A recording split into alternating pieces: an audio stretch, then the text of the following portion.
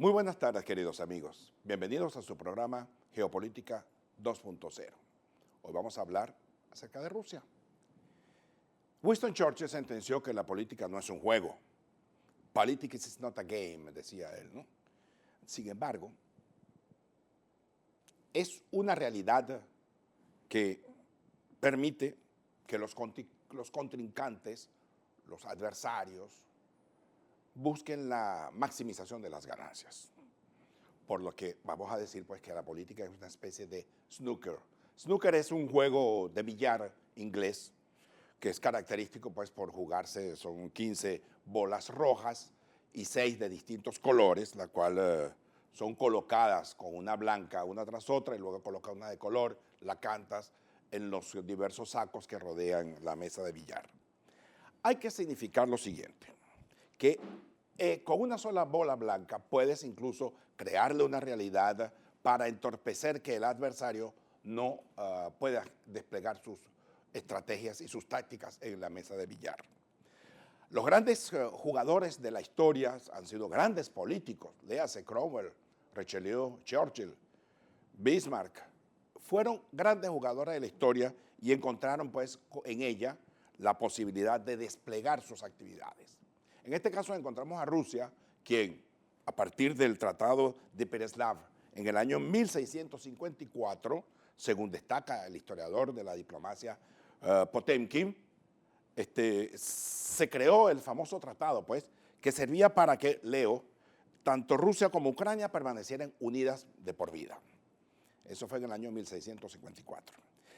Esta realidad hizo pues que la capacidad independentista, para decirlo entre comillas, de Ucrania fuese siempre muy reducida, siempre iba a estar vinculada a Rusia. Basta con leer a Taras Bulba, hemos dicho en otras ocasiones, la famosa novela de Gogol, Taras Bulba, donde se narra pues las peripecias de cómo Ucrania y Rusia enfrentan y confrontan al gran enemigo externo que era Polonia, por cuanto los rusos y los ucranianos son cristianos ortodoxos, en tanto que los eslavos, que son eslavos, los polacos que son eslavos, son católicos, pasaron al catolicismo. La geopolítica vio algo natural esa unión, como natural esa unión entre Ucrania y Rusia. Desde 1917, por ejemplo, esta relación fue ideologizada. Es decir, se alimentaron de ambos vivieron penurias, alegrías, desgracias, tempestades, problemas geográficos, geológicos, guerras. Compartieron un espacio entre Ucrania y Rusia a lo largo de su historia. Por lo que hay que decir que aquel que pretenda hacer sus análisis políticos a partir de la noticia, del hecho mediático, va a estar siempre muy equivocado. Hay que digerir, hay que compenetrarse con el dato histórico para comprender o para poder comprender exactamente qué es lo que quieren hacer los rusos y los ucranianos. Hemos dicho pues que ellos, tanto Ucrania como Rusia, experimentaron pues el yugo del zarismo, del zar, pero también experimentaron a Lenin y a Stalin.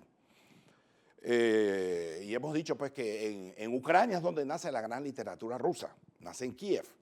Ahora bien, cuando se produce el desastre geopolítico más grande del siglo XX, palabras de Vladimir Putin al explicar el desmoronamiento de la Unión Soviética, estos pueblos, tanto el ucraniano como el ruso, se vieron las caras y comenzaron a verse como divorciados de un divorcio que ellos no estaban pidiendo. Y hoy, evidentemente, las consecuencias tan nefastas de ese divorcio lo observamos y lo estamos viendo todos los días cuando los combates entre ambos ejércitos, entre ambos pueblos, lo muestran.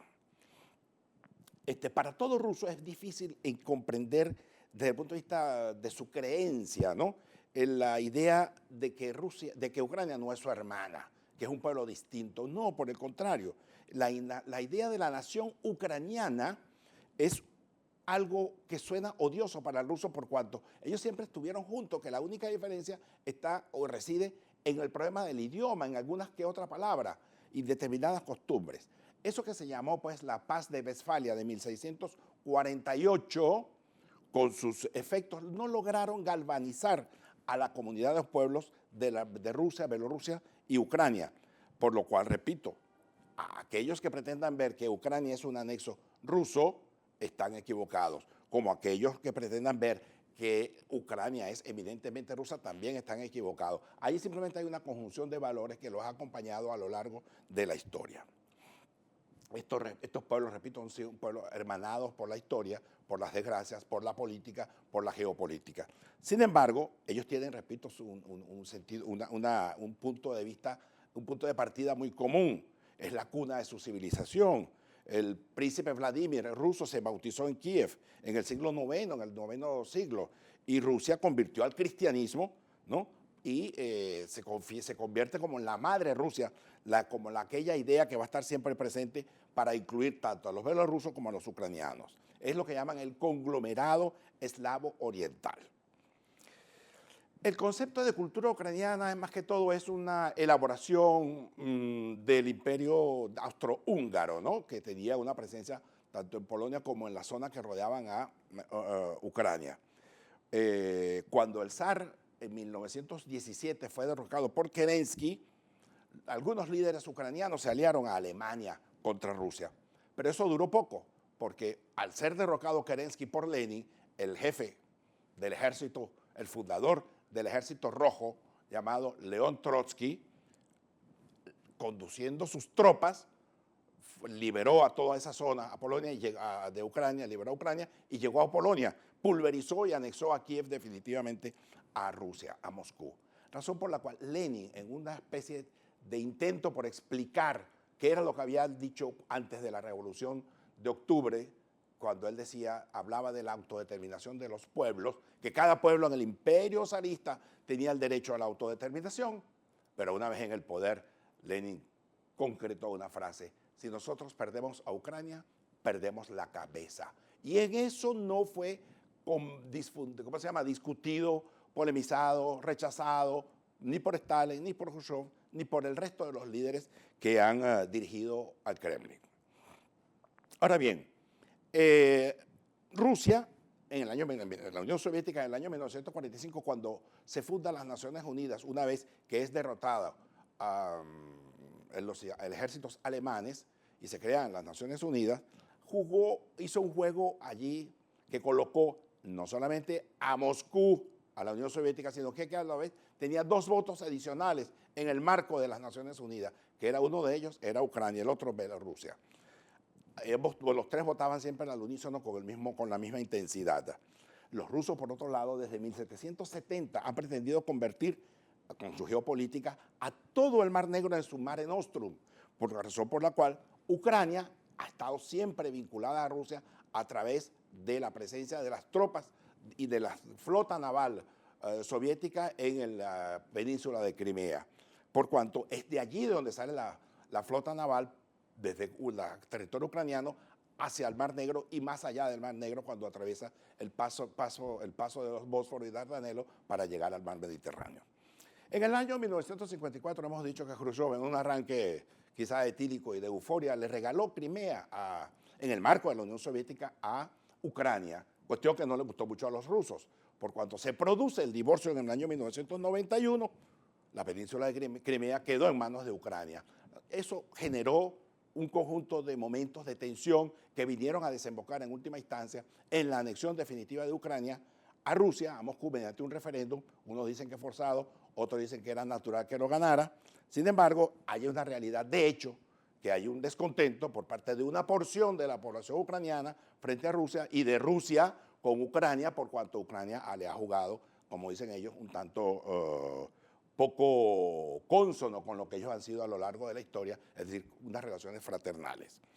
La preocupación soviética, en ese entonces, la preocupación histórica, justamente, no puede ser la de favorecer, de estimular el revisionismo territorial en Europa. Por el contrario, hay que comprender que eso es una realidad, que Crimea era una realidad en la que estaban formadas por rusos, por ucranianos, por tártaros, etcétera, pero que mayoritariamente eran rusos. Por esa razón,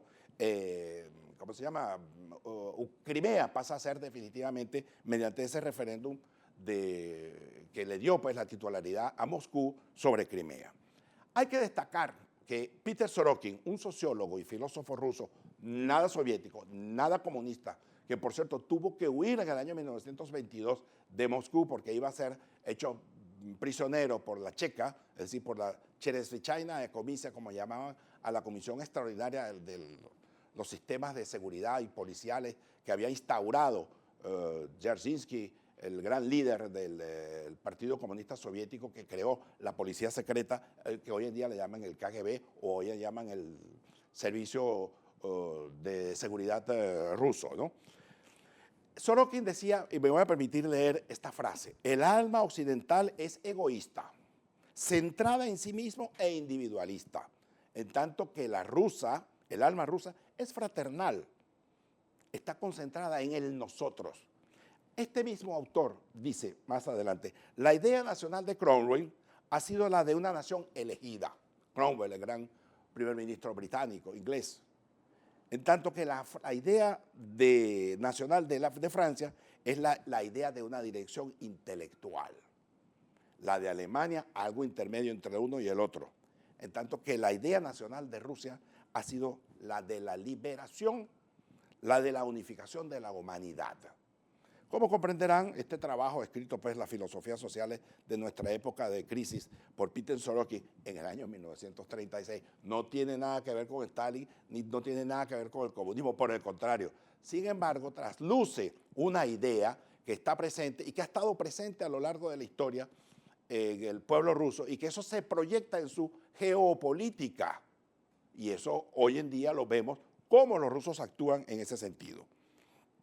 Ya se han cumplido los 360 años del famoso Tratado de Pereslav, que fue la gran oportunidad para su reunificación, en tanto pues que ya los elementos condicionantes se agotaron y hoy se ha generado una gran tensión política y militar entre ambos pueblos, tensión política y militar que ha sido estimulada desde el exterior por la Unión Europea y por los Estados Unidos, en ese afán, repito, por fomentar el atlantismo para que domine a Eurasia, en tanto que Rusia, empeñada en construir un concepto geopolítico, geoestratégico llamado Eurasia, que es la conjunción de Rusia, Bielorrusia y Ucrania con los pueblos asiáticos, ¿no?, para enfrentar el atlantismo.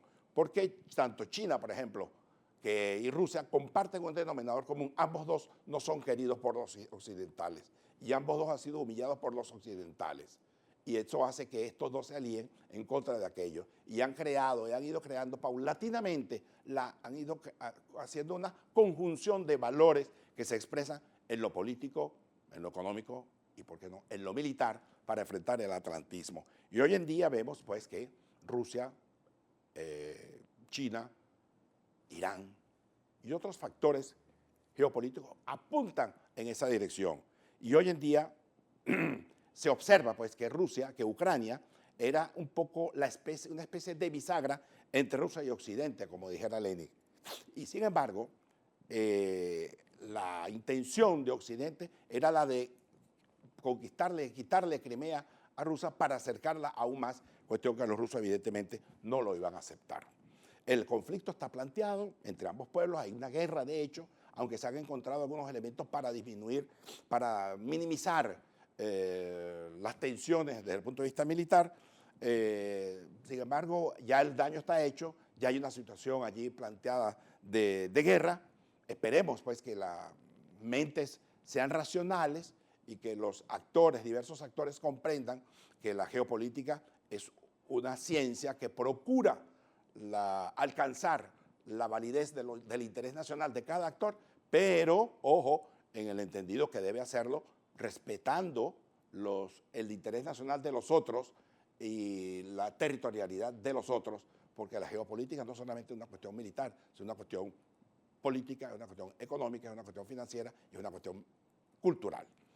Por ello, aquellos que practican la geopolítica, aquellos que hacen geopolítica, deben comprender o deben insertarse en un aprendizaje acerca del movimiento del juego de billar inglés llamado snooker. Por cuanto, si alguien golpea en una determinada mesa de billar una bola en un juego de snooker, imposibilitando el juego al otro, ocasionándole una pérdida. Eso se traduce también en el terreno político, que lo que tú quieres hacer con tus adversarios es dificultarle su movimiento para que no pueda dar el otro paso. Es por ello que vale la pena estudiar cómo la geopolítica se debe nutrir no solamente de los hechos militares, sino que también se debe nutrir de los hechos culturales que le permitan a los individuos ir un poco más allá. Debemos decir, pues, que Ucrania, en este caso, en la relación, en la ecuación de la zona, es clave para Rusia, pero también clave para Europa. Porque Europa, repito lo que dijimos anteriormente, procura, junto con los valores occidentales de los Estados Unidos, ampliar su presencia, arrinconando a esa inmensa nación que surge en las fronteras ucranianas y culmina en las narices del país, pues, del país del sol naciente, de Japón. Es un país muy extenso y que Occidente pondera como, siguiendo las tesis del viejo Mackinder, pues, de tener que enfrentar a ese poderoso país que tiene todos los recursos del mundo para convertirse justamente en la gran potencia hegemónica, hoy en día aliada con los chinos, que no sabemos cuáles son los resultados, no sabemos cuáles serán las consecuencias a nivel internacional. Dentro de poco lo sabremos, por cuanto el mundo se mueve en esos términos, no se queda estático. El poderío norteamericano del siglo XX ha llegado, cuando digo el poderío me refiero no solamente al militar, al económico, al financiero, al cultural. Ninguna potencia ha alcanzado ese poderío que alcanzó los Estados Unidos en el siglo XX, partiendo desde la Coca-Cola, el béisbol, el chicle, el carro, la televisión, el cine. Fueron los grandes inventos del capitalismo, pero particularmente del capitalismo norteamericano. Difícilmente un país puede alcanzar esos niveles de penetración cultural y de valores como lo han hecho los Estados Unidos. Es por ello que está planteada una revisión por parte de este país, de Washington, de su relación con el mundo. El mundo se mueve en una especie de arreglo de esferas de influencia. Los Estados Unidos y Europa deben comprender que Rusia ejerce un papel en la geopolítica y los Estados Unidos y los rusos tienen que comprender que los Estados Unidos hacen su papel geopolítico en el mundo. Churchill decía, a propósito de que los rusos, él decía que era una cuestión enigmática, que no se sabía. Él decía, no puedo predecir lo que van a hacer los rusos. Ellos siempre son un acertijo, envueltos en un misterio y dentro de un enigma. Lo que confirma, pues, que Rusia no es una nación, que los historiadores comprendan con facilidad. Hoy en día Putin, en ese empeño, pues, por recuperar el peso, la dimensión que tuvo la Unión Soviética como gran potencia, e incluso como la describió él, pues, que al desmoronarse, eso fue la catástrofe geopolítica más grande del siglo XX. Hoy en día apunta, pues, al resurgimiento de la Unión Soviética bajo el esquema de ruso y a veces es incomprensible, pues, los pasos que da Putin en Ucrania. Por ello, pues, esa política ha desatado, sanciones y críticas a su gobierno y a algunos de sus funcionarios. Occidente no puede comprender, no quiere comprender los secretos del alma rusa, como dijera Churchill. Y Moscú dice que el principal obstáculo para comprender a los rusos es su semejanza física con los germanos, con los sajones y con los nórdicos. Sin embargo, ellos tienen, dicen los rusos, unos elementos propios de su alma que durante el mandato de Putin, a lo largo de estos años, ha ido fortaleciendo. Es por ello, pues, que el tema de Ucrania y el tema de la geopolítica rusa en esa zona es el tema clave para comprender la dimensión de la problemática que vive el mundo, por cuanto Rusia no se está quedando con los brazos cruzados y está viendo, como dijimos la otra vez, hacia China, hacia el oriente, por cuanto ellos siguen la filosofía del escritor ruso Fyodor Dostoyevsky cuando decía que Rusia no es europea, pero Rusia tampoco es asiática. Rusia es algo intermedio, pero en ese intermedio, como los occidentes no los quieren, ellos buscan la alianza con Asia, de allí eso se llama entonces la conjunción de un factor geopolítico novedoso, Eurasia, en el cual está Rusia, el mundo asiático, China e Irán, para enfrentar el atlantismo, que cada vez es más poderoso, pero que cada vez confronta más problemas, y quizá la mejor manera de demostrar el problema que tiene está con los inmigrantes. Los rusos lo habían advertido ya, el desastre que se iba a convertir esa invasión norteamericana en el Medio Oriente. Ahí están los resultados.